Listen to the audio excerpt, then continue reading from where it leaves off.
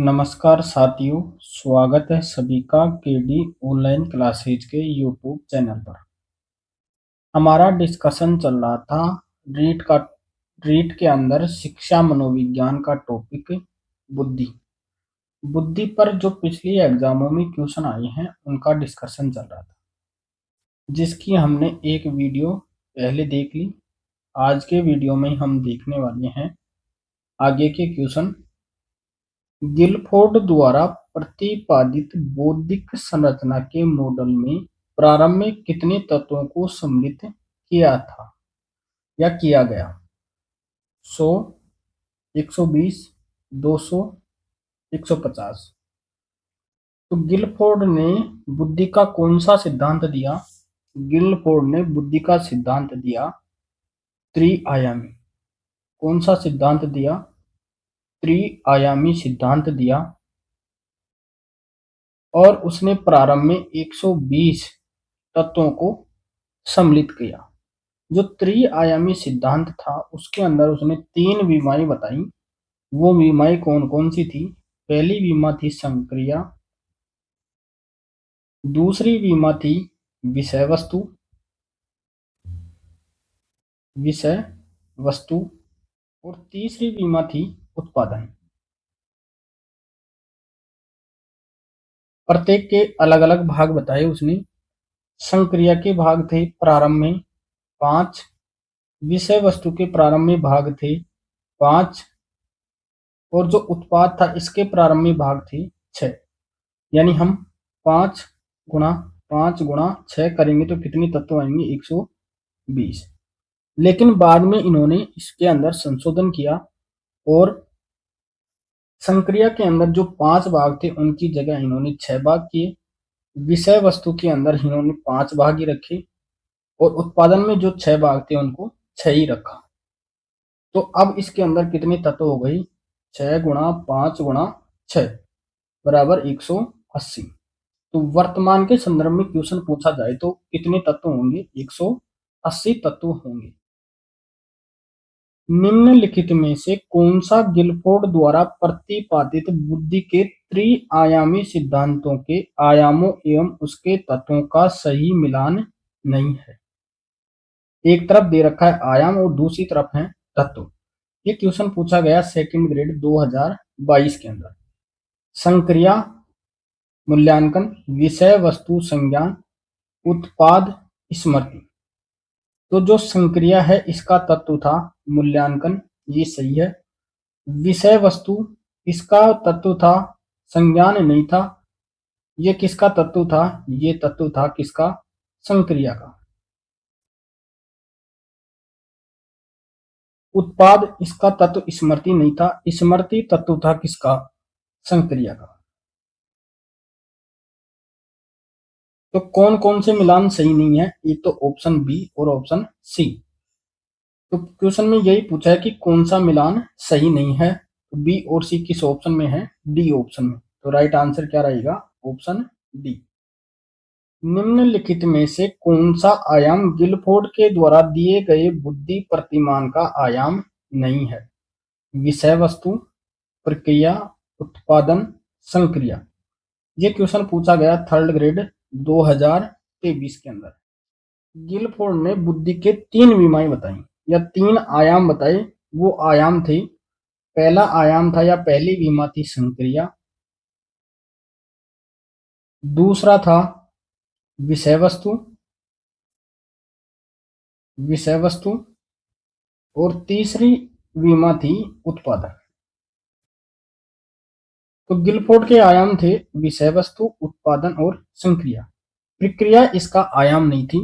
तो right answer क्या रहेगा? Option B. अगला क्वेश्चन है, हावर्ड गार्डर का कहना है कि कई प्रकार की बुद्धि या दिमाग के फ्रेम होते हैं, उनके द्वारा सुझाई गई बुद्धि की श्रेणी कौन सी है? विश्लेषणात्मक बुद्धि, रचनात्मक बुद्धि, प्रकृतिवादी कौशल या बुद्धि, व्यवहारिक बुद्धि। हावर्ड गार्डन ने कौन सा सिद्धांत दिया? तो इन्होंने सिद्धांत दिया बहुबुद्धि सिद्धांत। कौन सा सिद्धांत दिया? बहुबुद्धि सिद्धांत का प्रतिपादन किया। और इन्होंने अपनी पुस्तक फ्रेम्स ऑफ माइंड।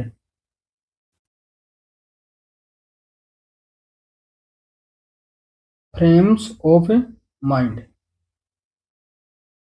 इन्होंने इस पुस्तक के अंदर अपने सिद्धांत बहुबुद्धि सिद्धांत का प्रतिपादन किया। इन्होंने बताया कि बुद्धि या बहुबुद्धि का स्वरूप सिंगुलर ना होकर प्लूरल होता है और विभिन्न विभिन्न व्यक्तियों के अंदर भिन्न भिन्न किस्म की बुद्धि विद्यमान होती है और प्रत्येक बुद्धि एक दूसरे से स्वतंत्र रहकर कार्य करती है। अगर किसी व्यक्ति के अंदर एक प्रकार की बुद्धि अधिक है, तो उसका अर्थ ये नहीं है कि अन्य बुद्धि कम या अधिक होंगी। जैसे किसी का गणित के अंदर दिमाग ज्यादा चलता है तो किसी का अंग्रेजी के अंदर, तो उसके बारे में ये नहीं कह सकते कि ये बहुत बुद्धिमान है या कमजोर है। तो हार्वर्ड गार्डन ने अब 9 प्रकार की बुद्धि बताई।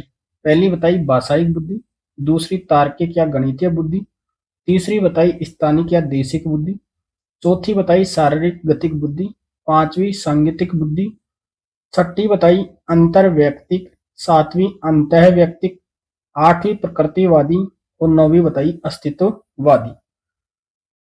तो हार्वर्ड गार्डन ने जो बुद्धि बताई वो है प्रकृतिवादी बुद्धि, ऑप्शन के अंदर।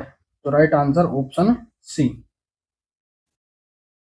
विश्लेषणात्मक बुद्धि का जिक्र नहीं किया, रचनात्मक बुद्धि का जिक्र नहीं किया और व्यवहारिक बुद्धि का भी जिक्र नहीं किया हार्वर्ड गार्डन। अगला क्वेश्चन है, बहुबुद्धि सिद्धांत के जनक कौन है? बहुबुद्धि सिद्धांत के जनक कौन है? Vygotsky, Bruner, Alfred Binet, gardener.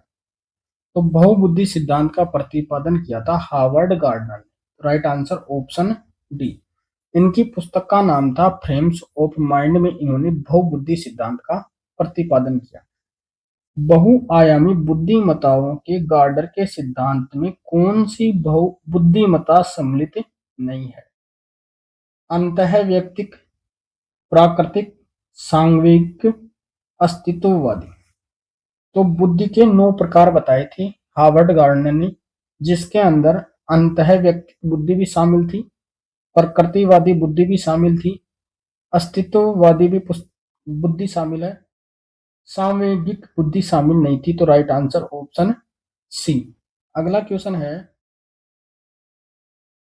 एक शिक्षिका अपने विद्यार्थियों की विभिन्न अधिगम शैलियों को संतुष्ट करने के लिए वैविध्यपूर्ण कार्यों का उपयोग करती है, तो वह किस बुद्धि से प्रभावित है? कोहलर वर्ग के नैतिक विकास के सिद्धांत से, गार्डनर के बहुबुद्धि सिद्धांत से, वाइगोस्की के सामाजिक सांस्कृतिक सिद्धांत से, पियाजे के संज्ञानात्मक सिद्धांत से। जो एक शिक्षिका है वह विद्यार्थियों को विभिन्न अधिगम शैलियों के द्वारा संतुष्ट करने का कार्य करती है, तो वो गार्डनर के बहुबुद्धि सिद्धांत से प्रभावित है। तो राइट आंसर ऑप्शन बी। अगला क्वेश्चन है, हार्वर्ड गार्डनर के बहुबुद्धि सिद्धांत के अनुसार निम्नलिखित विशेषताओं से युक्त एक व्यक्ति की बुद्धि को किस प्रकार से वर्गीकृत किया जा सकता है? विशेषता दे रखी है कि दूसरों की मनोदशा, स्वभाव, प्रेरणा तथा अभिप्राय को उचित तरीके से पता लगाने एवं क्रिया करने की योग्यता, ये उसकी विशेषता दे रखी है। तो पूछा है कि कौन सी बुद्धि हो सकती है? अंतरावैयक्तिक, अंतःवैयक्तिक, नैदानिक, प्रकृतिवादी। तो वह दूसरों की मनोदशा, स्वभाव, प्रेरणा आदि का पता लगाने की योग्यता है, तो उसके अंदर कौन सी बुद्धि होगी? उसके अंदर बुद्धि होगी अंतःवैयक्तिक बुद्धि। Right answer option B. अगला क्वेश्चन है, शरीर गति करने वाले बच्चों की अंतिम अवस्था निम्नलिखित में से कौन सी हो सकती है? राजनीतिक नेता, नर्तक, पर्यटक और कवि। तो शरीर गति की वृद्धि रखने वाले बच्चों की अंतिम अवस्था निम्नलिखित में से हो सकती है कौन सी? नर्तक के रूप में। तो राइट आंसर ऑप्शन बी। अगला क्वेश्चन है, वर्ष 1994 में बुद्धि का पास मॉडल का विस्तृतीकरण किसने किया? ये सभी जैक नागलिरी, किर्बी, जेपी दास। जो पास मॉडल दिया गया था उसके अंदर जैक नाक लिरी किर्बी और जेपी दास इन तीनों ने ही इस बुद्धि के पास मॉडल का प्रतिपादन किया था। तो राइट आंसर ऑप्शन ए यानी सभी। धन्यवाद दोस्तों, जय हिंद। मिलते हैं नेक्स्ट वीडियो में।